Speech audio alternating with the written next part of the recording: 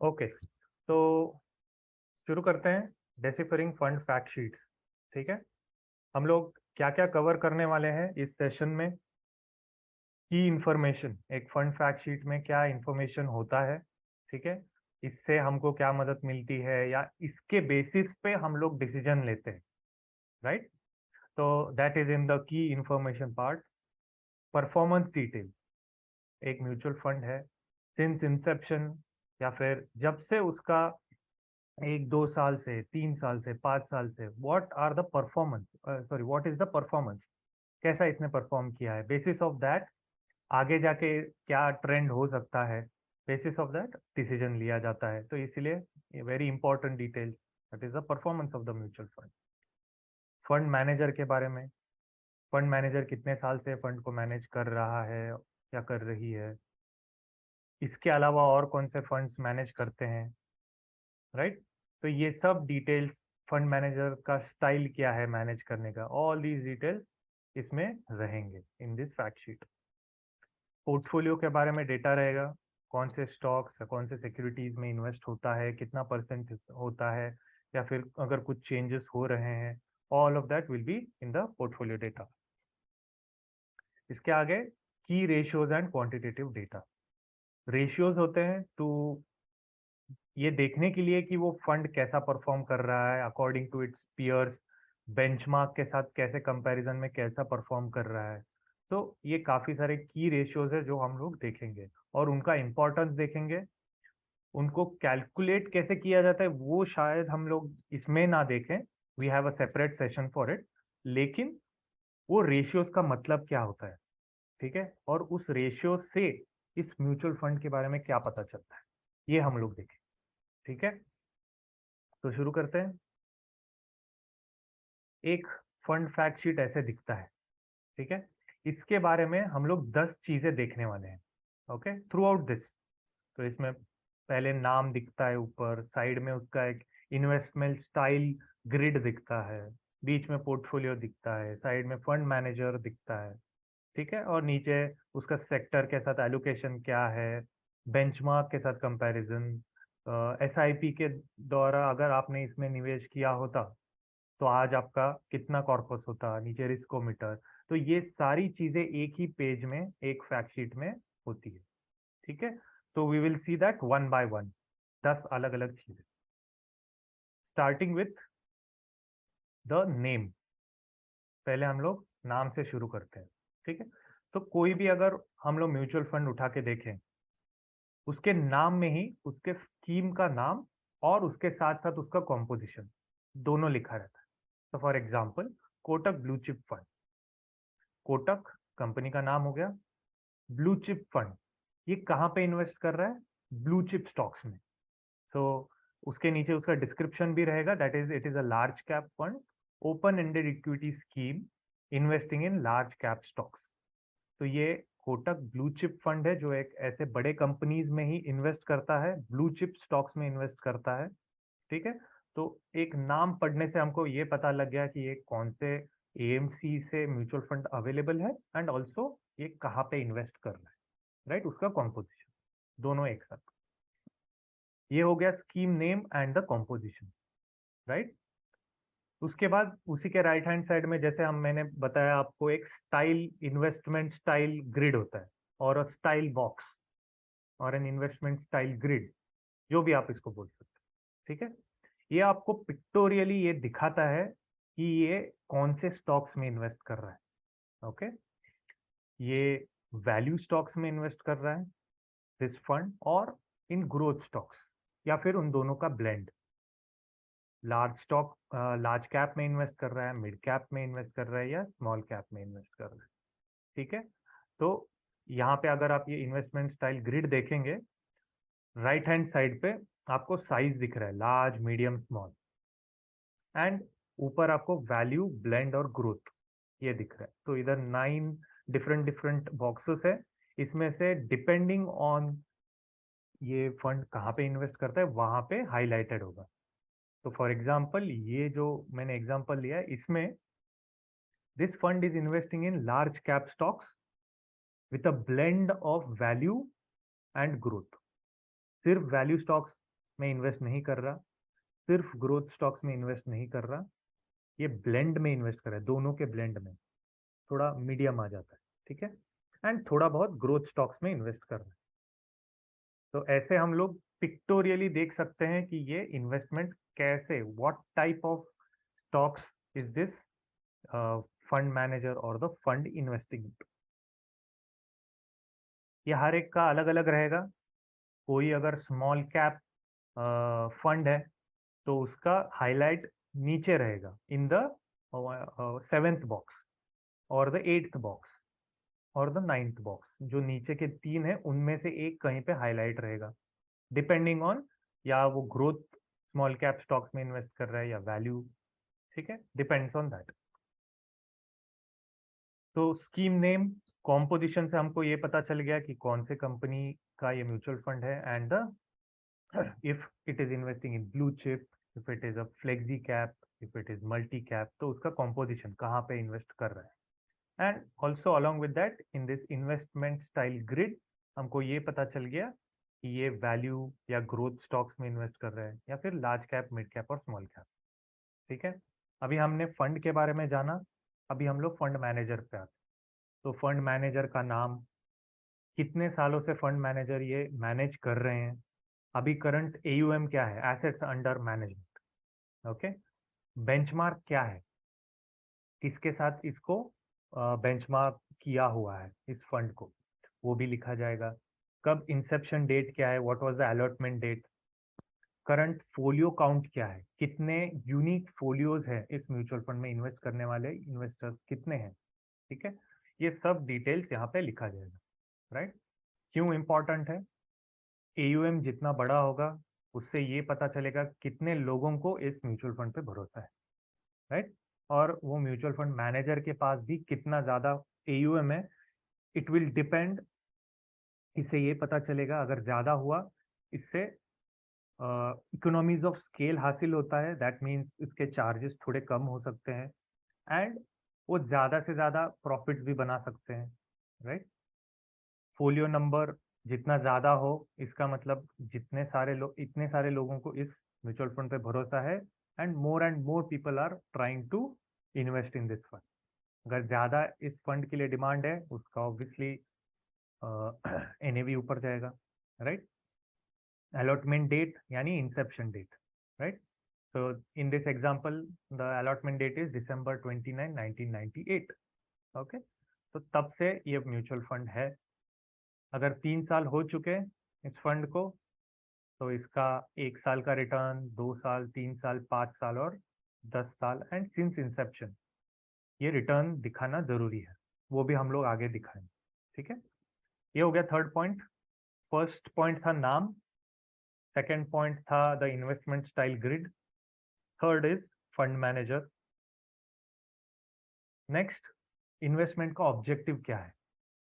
तो इसमें कस्टमाइजेशन की हमारे पास option, there is no option available of customisation, right.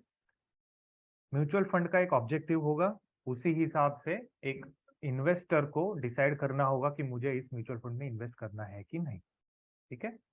Investment का ऑब्जेक्टिव है to generate capital appreciation from portfolio of predominantly equity and equity related securities falling under large cap companies, ठीक है।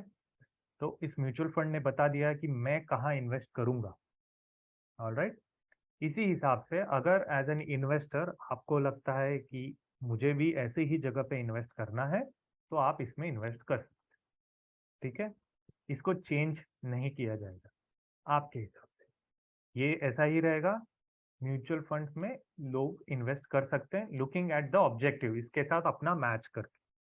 अगर मुझे भी इक्विटी में इन्वेस्ट करना है एंड लार्ज कैप कंपनीज में इन्वेस्ट करना है, एंड मेरे पास 5 से 10 साल अवेलेबल है जहां पे उसके बाद मुझे ये पैसे जरूरी पड़ेंगे, तब मैं इस म्यूचुअल फंड में इन्वेस्ट कर सकता हूँ, ठीक है।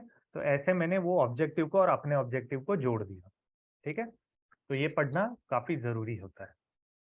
कोई अगर 1 या 2 साल में जिसको अपने वेकेशन के लिए या अपने कार के डाउन पेमेंट के लिए पैसे की जरूरत है, ही और she may not invest in this, उसके लिए ये सही म्यूचुअल फंड ना हो। क्योंकि ये long term large cap investment है, राइट। शायद 5 या 10 साल में इसमें अच्छे रिटर्न थे, ठीक है। I am just giving an example कैसे अपने ऑब्जेक्टिव को और म्यूचुअल फंड के ऑब्जेक्टिव को मैच करें। आगे बढ़ते हैं। This is the fifth point, it is sector allocation. तो यहाँ पे दिया जाता है स्कीम का एलोकेशन कि कहाँ पे इसने इन्वेस्ट किया हुआ है, कौन से सेक्टर में इन्वेस्ट किया है, एंड उसी के नीचे बेंचमार्क, मतलब जिसके साथ इस स्कीम का कंपैरिजन है, जिसके साथ वो कंपेयर कर रहा है, उसका सेक्टर एलोकेशन क्या है और अपना सेक्टर एलोकेशन क्या है। ज्यादा से ज्यादा बेंचमार्क के साथ सेम ही होगा, okay. It will mirror, the scheme will mirror it sector allocation with the benchmark.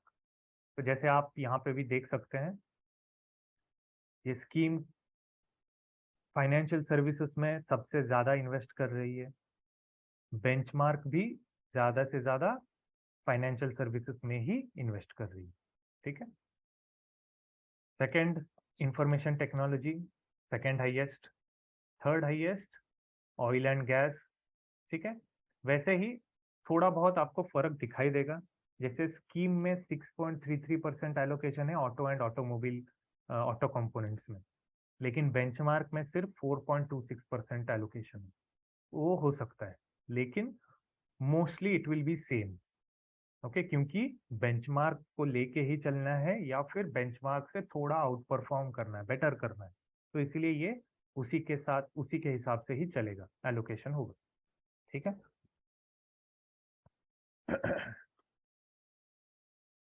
ठीक, so this is the fifth point, sector allocation percentage। Total जितना इन्वेस्टमेंट इस स्कीम में आया हुआ है उसमें से 29.51% इन्वेस्टमेंट हुआ है फाइनेंशियल सर्विस, ठीक है। That's how it is red. आगे चलते हैं, सिक्स्थ पॉइंट, ये और डिटेल आ गया पोर्टफोलियो के बारे में। वो हमने सेक्टर वाइज देखा कि कौन से सेक्टर में ज्यादा इन्वेस्टमेंट हो रहा है।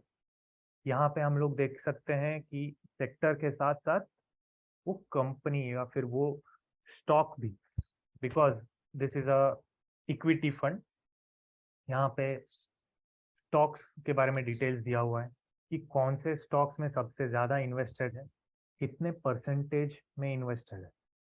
तो यू कैन सी बैंक्स में सबसे ज्यादा इन्वेस्टेड था 20.87, राइट। तो उसमें से 6.50 आईसीआईसीआई, 6.41 एचडीएफसी, ऐसे स्पेसिफिकली ईच स्टॉक के बारे में यहाँ पे डिटेल दिया जाता है in the portfolio section, okay. तो bank, software, petroleum products, finance, consumer durables, non durables, auto, pharmaceuticals, तो ये सारे सेक्टर्स के नाम हैं और सेक्टर वाइज परसेंटेज कितना इन्वेस्ट हुआ है इनमें वो डिटेल दिया जाएगा, एंड अलोंग विद दैट उन्हीं के नीचे स्पेसिफिक स्टॉक्स में कितना इन्वेस्ट हुआ है वो भी डिटेल दिया जाएगा, ठीक है। Equity and equity related instruments में 95.5% इन्वेस्टमेंट हुआ है, ठीक है। उसके ऊपर और 4.41% ट्राई पार्टी रेपो रेट में, and the grand total comes to 100, ठीक है। तो ये सब कुछ मिला के 100% of the mutual funds AUM, that's what it shows, ठीक है। तो जैसे ही अगर आपको लगता है कि कोई भी म्यूचुअल फंड के अंदर mutual fund is not working, markets बहुत अच्छा परफॉर्म कर रहे हैं लेकिन म्यूचुअल फंड उतने रिटर्न्स नहीं दे रहे हैं, तो you come to the portfolio section, you need to check कि जो भी मार्केट में अच्छा परफॉर्म कर रहे हैं, अगर निफ्टी अच्छा परफॉर्म कर रहा है तो उसमें कौन से स्टॉक्स हैं एंड इस म्यूचुअल फंड में कौन से stocks, then you will understand कि ये मार्केट से कितना रिलेटेड है या निफ्टी से कितना रिलेटेड है, एंड उसमें जो स्टॉक्स है वो इसमें है क्या, ठीक है। So you need to understand this very deeply. तो जो हम लोग डिस्कस कर रहे थे टॉप 5 सेक्टर्स, आपको पता चल जाएगा कि कौन से हैं, bank, software, petroleum, finance and consumer non durable. Top 5 stocks कौन से हैं जिसमें इन्वेस्टमेंट हुआ है through this mutual fund, Reliance industries, Infosys, ICICI, HDFC and Tata consultancy service. ठीक है, जो नया भी कोई भी अगर म्यूचुअल फंड्स में इन्वेस्ट कर रहा होगा उनको भी इस स्टॉक्स के बारे में पता होगा।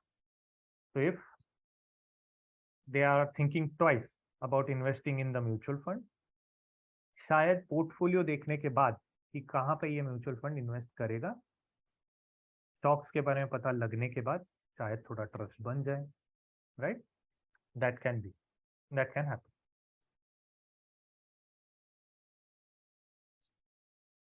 आगे चलते हैं। तो द सेवेंथ पॉइंट, और क्या देखना चाहिए स्कीम फैक्ट शीट में? ये टेबल, सिस्टमैटिक इन्वेस्टमेंट प्लान। ठीक है, तो हर एक फंड फैक्ट शीट में ये टेबल दिया जाता है, तो दैट एक लेमैन को, कोई भी एक इन्वेस्टर को जिसको ज़्यादा म्यूचुअल फंड के बारे में या शेयर मार्केट के बारे में पता नहीं है, उनको सिंपल तरीके से ये पता चले कि अगर जब मैंने इसमें इन्वेस्ट किया होता 10 साल पहले, 7 साल पहले, 5 साल पहले, या फिर जब से ये म्यूचुअल फंड आया हुआ है तब से अगर मैंने हर महीने इस म्यूचुअल फंड में 10,000 रुपये इन्वेस्ट किया होता तो आज मेरा वैल्यू क्या होता। सिंपल तरीके से वो क्लाइंट को पता चलता है। ठीक है, तो इसीलिए सिंस इंसेप्शन 10 साल पहले इन्वेस्ट किया होता तो 7 years, 5 years, 3 years and 1 year. ठीक है, तो उसमें अमाउंट इन्वेस्टेड भी दिखता है पर मंथ। अगर 10,000 इन्वेस्ट किया होता तो कितना हो गया, एंड उसके ऊपर जो भी वैल्यू बढ़ के बनती है वो भी दिखाया जाता है, and the schemes return in terms of percentage. तो इस म्यूचुअल फंड में अगर किसी ने 10,000 इन्वेस्ट किया होता हर साल, सिंस इंसेप्शन उन्होंने इन्वेस्ट किया होता 23 लाख। ठीक है, और आज उसका, या फिर मार्च 31 2022 में उनका वैल्यू होता 1,19,00,000।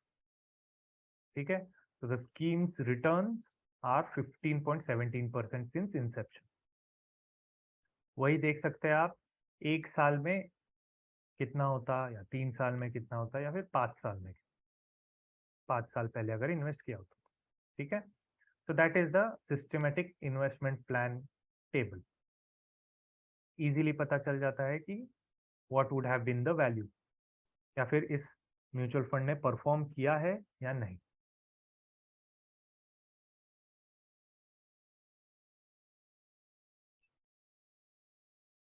ये हो गया। उसके साथ साथ एक प्रोडक्ट लेबल भी होता है। ठीक है, प्रोडक्ट लेबल में क्या दिया जाता है? प्रोडक्ट लेबल में ये दिखाया जाता है कि इसमें कौन से टाइप ऑफ इन्वेस्टर्स को इन्वेस्ट करना चाहिए। ठीक है, तो फॉर एग्जांपल अगर कोई इन्वेस्टर है जिसको 1-2 महीने में ही इन्वेस्टमेंट पे रिटर्न देखना है, या फिर 6 महीने में उनको कोई भी एक लाइफ गोल के लिए पैसों की ज़रूरत है, उनको इसमें इन्वेस्ट करना चाहिए या नहीं, ये उनको सिंपली समझाया जाता है इन दिस प्रोडक्ट लेवल। तो फॉर एग्जांपल ये प्रोडक्ट में ऐसे लोगों को इन्वेस्ट करना चाहिए जो लॉन्ग टर्म कैपिटल ग्रोथ देख रहे हैं। ओके, क्योंकि इसमें equity and equity related companies में इन्वेस्ट होगा, लार्ज कैप कंपनीज के स्टॉक्स में इन्वेस्ट होगा। ठीक है, ये यहाँ पे सिंपल तरीके से दिया जाता है, सो दैट कोई भी अगर उनको शॉर्ट टर्म ग्रोथ चाहिए या फिर उनको मिड कैप या स्मॉल कैप कंपनीज में इन्वेस्ट करना चाहिए फॉर ज़्यादा रिटर्न, वैसे लोग इसमें इन्वेस्ट नहीं करेंगे, राइट? तो इसको मैच करना चाहिए। क्लाइंट खुद को ये सवाल पूछेंगे, उनको पता चल जाएगा कि उनको इसमें इन्वेस्ट करना चाहिए या नहीं। ठीक है, उसी के बगल में आपको ये रिस्कोमीटर दिख जाता है। ये पिक्टोरल फॉर्म में ये दिखाई देता है कि इस फंड का रिस्क कितना है। तो यहाँ पे 6 अलग अलग लेवल्स हैं, low, moderate and very high. Risk के बीच में low to moderate, moderately high, very high, ये भी 6, देयर आर 6 डिफरेंट फेजेस। तो क्योंकि ये एक इक्विटी फंड है, लार्ज कैप कंपनीज में इन्वेस्ट कर रहा है, राइट, तो ये फंड वेरी हाई रिस्क की कैटेगरी में आता है। ठीक है, उसी के साथ साथ ये पहला जो ग्राफ है रिस्कोमीटर, ये फंड के बारे में है।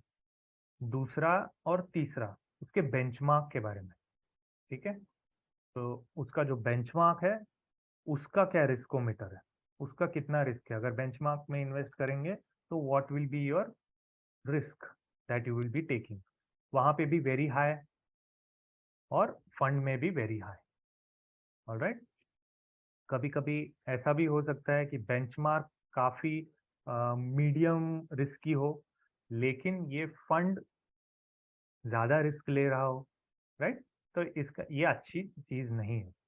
अगर बेंचमार्क के साथ ही कंपैरिजन चल रहा है तो the funds riskometer will also be in tune with the benchmark riskometer. ये बेसिकली सिंपल तरीके से एक इन्वेस्टर को दिखा देता है कि ये फंड में कितना रिस्क है। ओके, अगर उनको नहीं लेना, वो कोई दूसरा फंड मॉडरेट रिस्क वाला या मॉडरेटली हाई रिस्क वाला फंड में इन्वेस्ट कर सकते, ठीक है। आगे चलते हैं। तो then there are these ratios. तो ये अलग अलग रेशियोज होते हैं, इससे हमको और इन्वेस्टर्स को भी ये पता चलता है कि how are these mutual funds, कितने एफिशिएंट है।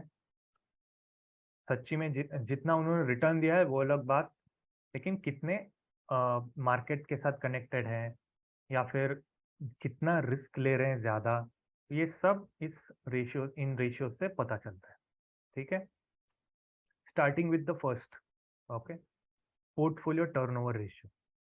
Portfolio turnover ratio 11.27%। ये हमको ये दिखाता है कि इसका जो पोर्टफोलियो है, कि अगर इसने 100 स्टॉक्स में इन्वेस्ट किया है, एक कितना ज्यादा चेंज होता है इन पोर्टफोलियो में, इस स्टॉक्स में कितना ज्यादा फंड मैनेजर चेंजेस कर रहा है। ओके, अगर ये बहुत कम है, इसका मतलब it is a passive fund. Okay, मतलब ज्यादा कुछ चेंजेस कर ही नहीं रहे कोई म्यूचुअल फंड मैनेजर, वो बेंचमार्क को बीट करने की कोशिश ही नहीं कर रहे हैं, ठीक है। I am just giving an example how it might work. Okay, इससे पता चलेगा। अगर बहुत ज्यादा टर्नओवर है, बहुत ज्यादा चेंजेस कर रहा है म्यूचुअल फंड मैनेजर, इसका ये भी एक ओपिनियन हो सकता है कि the mutual fund manager does not have trust on his conviction. वो अपने जो स्टार्टिंग में जो पोर्टफोलियो था, या फिर वो फंड मैनेजर का जो एक स्टार्टिंग में पोर्टफोलियो उन्होंने बनाया हुआ था, उसको बहुत चेंजेस किया और एंड में जाके उन्होंने 1 साल के एंड तक काफी सारा चेंज हो चुका था। तो इसका मतलब टर्नओवर बहुत ज्यादा होगा। कभी ये इन्वेस्ट किया, कभी ये निकाल दिया, कभी दूसरा कुछ इन्वेस्ट किया और दूसरे कोई स्टॉक्स लिए पोर्टफोलियो में, तो there will be lot of turnover. तो तब ये परसेंटेज बहुत हाई होगा। तो इसका ये मतलब नहीं है कि it will be very good और very bad, it depends. Okay, sometimes turnover से सिर्फ ये दिखाई देता है कि कितना ज्यादा टर्न चेंजेस हो रहे पोर्टफोलियो में, राइट। तो वो अच्छे भी हो सकते हैं या फिर कभी कभी बुरे भी हो सकते हैं changes. Then we have beta. Beta क्या है? Beta of a mutual fund. Beta एक म्यूचुअल फंड का विजा विज द मार्केट कितना वोलेटाइल है ये चेक करता है, ठीक है। तो मार्केट अगर नीचे गिरे, उसी हिसाब से या फिर उससे और भी ज्यादा म्यूचुअल फंड नीचे गिरे, तो that's not a good thing, right. वो जितना हो सके कम होना चाहिए, मार्केट के साथ लिंक कम होना चाहिए उनका। Obviously it is going to invest in the market only, right. Yet yet it should be at least equal. अगर मार्केट भी 1% से गिरता है तो म्यूचुअल फंड भी 1% से ही गिरना चाहिए, उससे ज्यादा नहीं गिरना चाहिए, राइट। अगर ज्यादा गिरा, that means the beta is greater than 1, then it will be more volatile than the market. Market सिर्फ थोड़ा बहुत ऊपर नीचे हो रहा है, ये बहुत ऊपर नीचे हो रहा है, तो that's not a good thing. Okay, क्यों? क्योंकि हम लोग म्यूचुअल फंड में ही इन्वेस्ट करते हैं, इसीलिए है because they are a little lesser volatile, lesser risky than stocks, right. तो इसीलिए beta should be equal to 1, around equal to 1। उससे कम होगा तो वो मार्केट से बहुत कम वोलाटाइल है। अगर 1 से ज्यादा होगा तो it will be even more risky और more volatile than the market. Okay, that is beta. तीसरा आता है शार्प रेशियो। शार्प रेशियो क्या है? Sharpe ratio per unit risk लेने के बाद उससे कितना ज्यादा रिटर्न जनरेट हुआ कि नहीं हुआ, ये देखने का एक इंडिकेटर है। ठीक है, तो अगर हम लोग जैसे बोलते हैं जितना रिस्क लोगे उतना ज्यादा आपको रिटर्न मिलेगा, हर बार ये मुमकिन नहीं है। कभी कभी ज्यादा रिस्क लेने का मतलब है आपने बहुत ज्यादा रिस्क ले लिया लेकिन उतना रिटर्न जनरेट नहीं हुआ, उसका मतलब ये है कि वो एफिशिएंटली रिस्क को यूटिलाइज नहीं किया गया। तो ये वही चेक करता है कि वो कितना एफिशिएंटली उस रिस्क को यूज करके ज्यादा से ज्यादा रिटर्न बनाए, कम से कम रिस्क में ज्यादा से ज्यादा रिटर्न बना सके that will be the best option, right. So the Sharpe ratio, जितना ज्यादा शार्प रेशियो होगा उतना बेहतर, राइट। तो named after mister William Sharpe, Nobel laureate है, उन्होंने ये रिस्क एडजस्टेड रिटर्न्स के लिए ये कैलकुलेशन दिया है। ठीक है, क्या एक स्टैंडर्ड डिविएशन और एक्सेस रिटर्न जितना जनरेट किया है उस म्यूचुअल फंड ने, उसको वो कैलकुलेट करके ये बता सकते हैं कि पर यूनिट रिस्क कितना ज्यादा रिवॉर्ड मिला। अगर वो बहुत कम हो then that is not a good indicator of that mutual fund. So उसके बाद standard deviation. Okay, standard deviation काफी you will find it easier to understand. क्या है स्टैंडर्ड डिविएशन? अगर पिछले 10 सालों में उस म्यूचुअल फंड ने हर साल 10% का ही रिटर्न दिया है, ओके, ट्रेंड को देखते हुए इस साल भी उसको 10% ही रिटर्न देना चाहिए। Okay, that's a good thing, ज्यादा वोलेटाइल नहीं है। अगर किसी साल उसने 5% दिया, किसी साल उसने 20% दिया, किसी साल उसने -5% दिया, दैट मीन्स वो अपने ट्रेंड से बहुत ज्यादा डिविएट हो रहा है। ओके, तो इसका मतलब इसका स्टैंडर्ड डिविएशन बहुत ज्यादा है।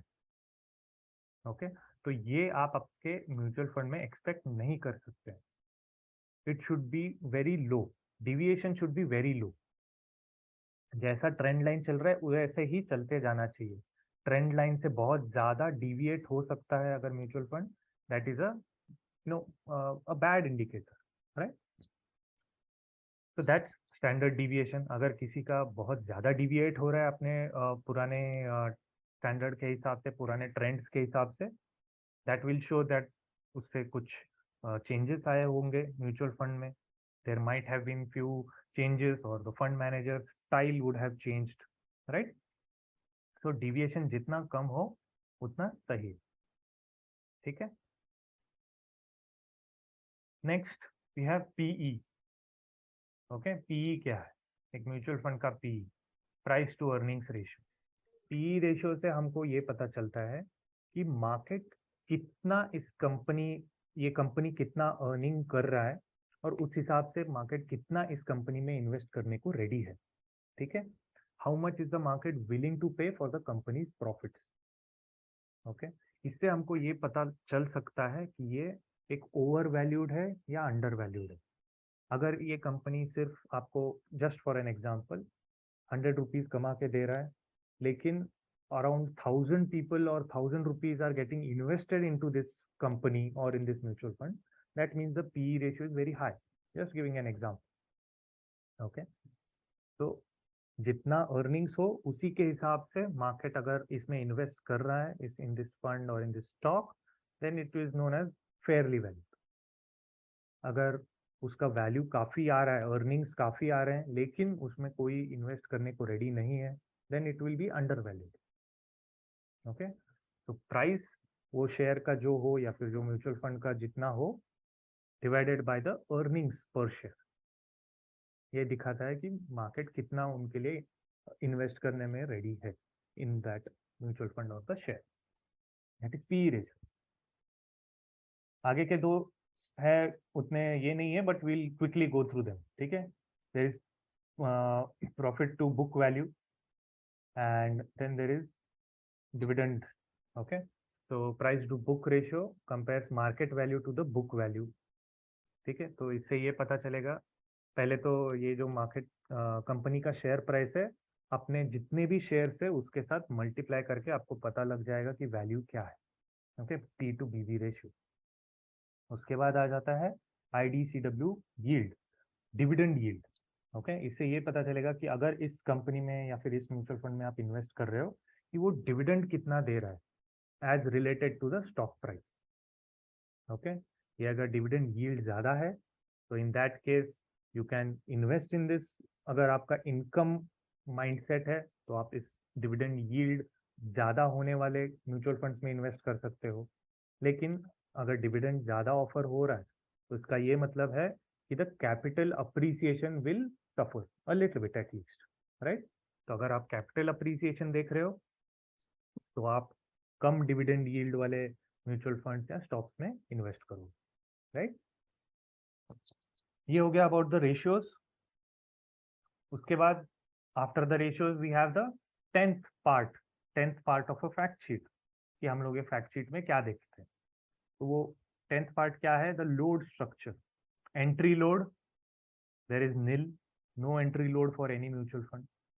एग्जिट लोड, यहाँ पे आपको पता चलेगा कि कितना परसेंट एग्जिट लोड है, कितने सालों के लिए ये अप्लीकेबल होगा। ओके, और अगर रिडीम होता है या स्विच होता है या फिर जो भी डेट सेट किया गया है उससे पहले रिडीम या स्विच होता है तो कितना रहेगा। ओके, तो यहाँ पे वो टर्म्स एंड कंडीशंस दिए जाएंगे। तो फॉर एग्जांपल आप सी देखिए, इफ यूनिट्स आर रिडीम्ड और स्विच्ड आउट ऑन और after 1 year, no exit load. 1 साल के बाद कोई एग्जिट लोड नहीं है, 1 साल के अंदर 1% है, ठीक है। For redemption up to 10% of initial investment within 1 year, nil. तो अगर आपने 1 लाख इन्वेस्ट किया है, आप उसमें से 10,000 निकालते हो 1 साल के पहले ही, तभी भी उसके ऊपर आपको कोई एग्जिट लोड नहीं लगेगा। ओके, तो ये टर्म्स एंड कंडीशंस यहाँ पे लिखा होगा about the load, about the exit loads, and उसके नीचे द टोटल एक्सपेंस रेशियो। तो अगर ये रेगुलर इन्वेस्टमेंट होने वाला है तो वो डिस्ट्रीब्यूटर, इसका एक्सपेंस रेशियो कितना है? 1.99%। अगर डायरेक्ट इन्वेस्टमेंट किया है कोई इन्वेस्टर ने, उनको कितना एक्सपेंस लगेगा? 0.83%। ओके, तो यहाँ पे ये एक्सपेंस रेशियो दिया गया, ठीक है। तो ऐसे ये काफी डिटेल में हमने डिस्कस किया दिस 10 डिफरेंट की पॉइंटर्स टू नो कि एक फैक्ट शीट में क्या क्या डिस्कस होता है, ठीक है। तो वापस हम लोग एक बार वो फैक्ट शीट को देखते हैं कैसे दिखता है, ठीक है। तो ये फैक्ट शीट है, यहाँ पे हमने जो अभी आगे जितना डिस्कस किया, you can see all of that here. यहाँ पे वो स्टाइल ग्रिड दिखेगा, ऊपर नाम दिखेगा, बीच में पोर्टफोलियो, यहाँ पे सेक्टर एलोकेशन, यहाँ पे SIP का टेबल, नीचे riskometer, right. Left hand side पे आप लोग देखेंगे तो वहाँ पे वो रिस्क और रिस्क पैरामीटर दिखेंगे आपको, वो जो रेशियोज हमने कैलकुलेट किए वो वाले, और उसी के नीचे जो लोड स्ट्रक्चर है वो सब दिखेगा, म्यूचुअल फंड का मैनेजर दिखेगा, एवरीथिंग, ठीक है।